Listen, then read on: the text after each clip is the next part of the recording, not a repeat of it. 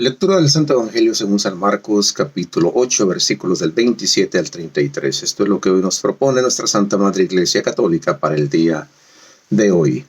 Ayer hablaba el Evangelio acerca de aquel ciego que fue sanado por Jesús.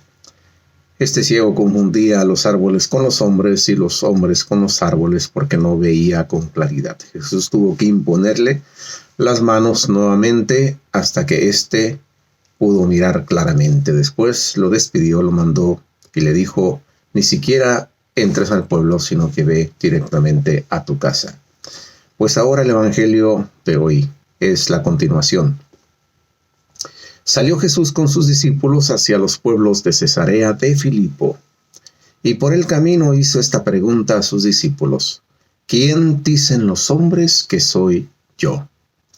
Ellos le dijeron, unos que Juan el Bautista, otros que Elías, otros que uno de los profetas. Y les preguntaba: ¿y vosotros quién decís que soy yo? Pedro le contesta: tú eres el Cristo. Paremos aquí un momentito.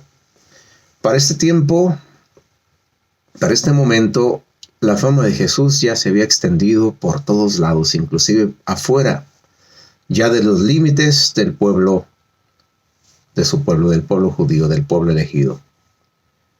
Y no es tanto que Jesús quisiera saber qué es lo que la gente decía, lo que a él le importaba más qué es lo que pensaban sus discípulos. Por eso primero pregunta: ¿quién dice la gente que soy yo? Y después de las respuestas que dan los discípulos, les pregunta: ¿y ustedes quién dicen que soy yo? Eso es lo más importante. Porque lo que se comenta allá afuera, cada quien tiene sus propias expectativas de quién es el Mesías, de quién es el Hijo de Dios. Y de acuerdo a esa idea preconcebida que tiene cada uno, espera al Mesías de una manera diferente. Unos esperaban a un rey glorioso, otros esperaban, pues, un médico que viniera a sanar sus dolencias, sus enfermedades, otros que viniera a sacarlos de la pobreza. Otros esperaban justicia, en fin. Pero ahora Jesús les dice: ¿y ustedes quién decís que soy yo? Entonces Pedro contesta: tú eres el Cristo. En el Evangelio de Mateo, lo mismo que en el de Lucas, no solamente dice tú eres el Cristo, sino que dice tú eres el Cristo, el Hijo de Dios vivo. A lo que Jesús le dice: dichoso seas, Simón, hijo de Juan, porque esto no te lo reveló ningún poder humano, sino mi Padre que está en los cielos.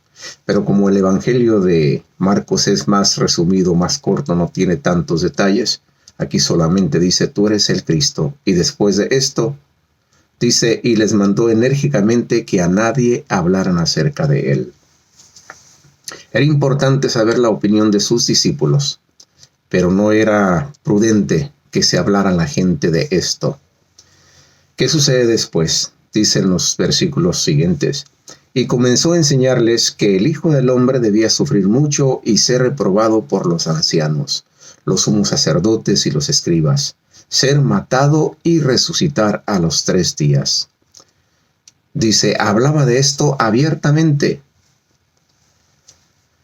Entonces, como ya sabían quién era Jesús, el Mesías, ya sabían, entonces Jesús hablaba con ellos lo que iba a pasar con este Mesías.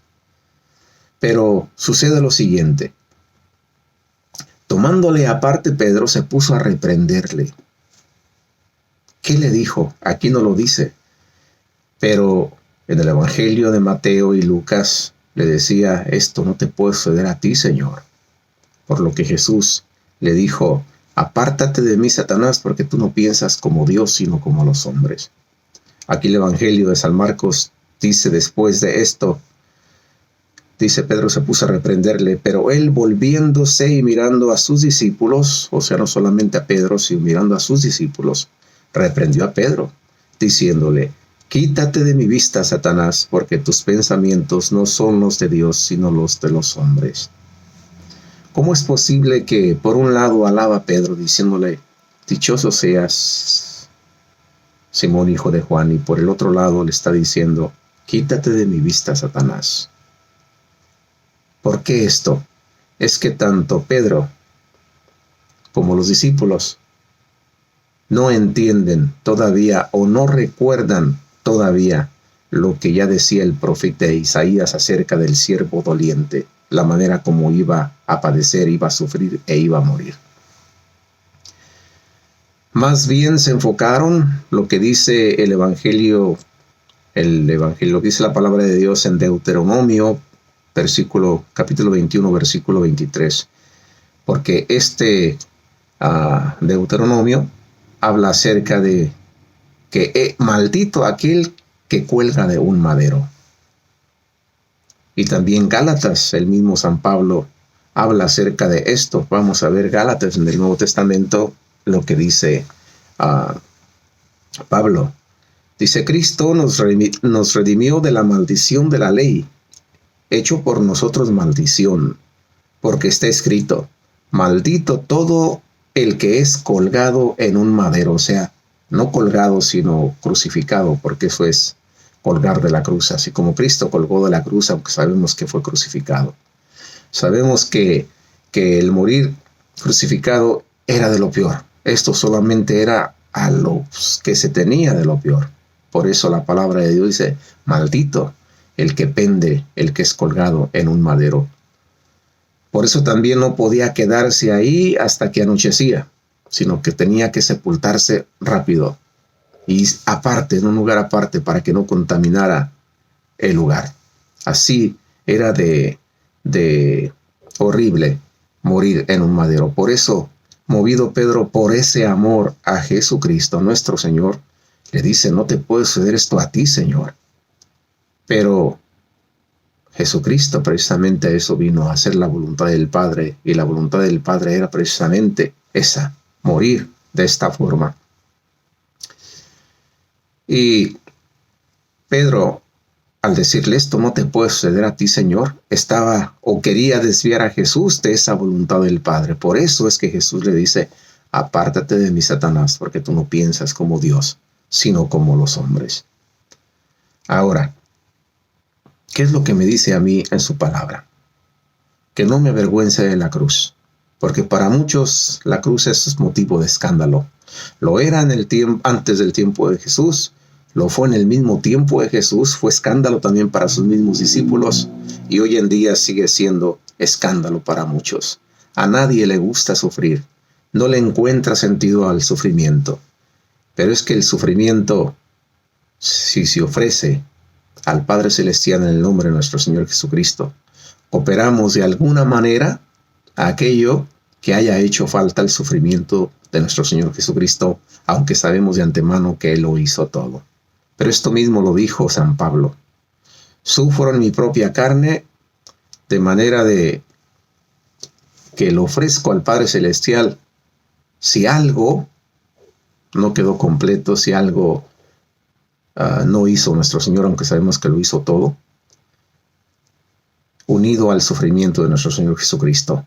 Entonces de esa forma tiene sentido el sufrimiento.